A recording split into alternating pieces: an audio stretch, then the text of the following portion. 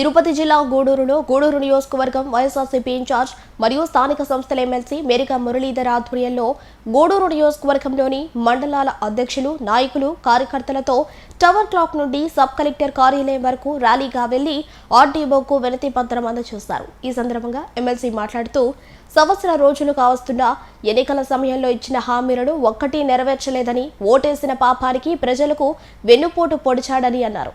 ఈ కార్యక్రమంలో నియోజకవర్గ నాయకులు, కార్యకర్తలు, అభిమానులు పాల్గొన్నారు.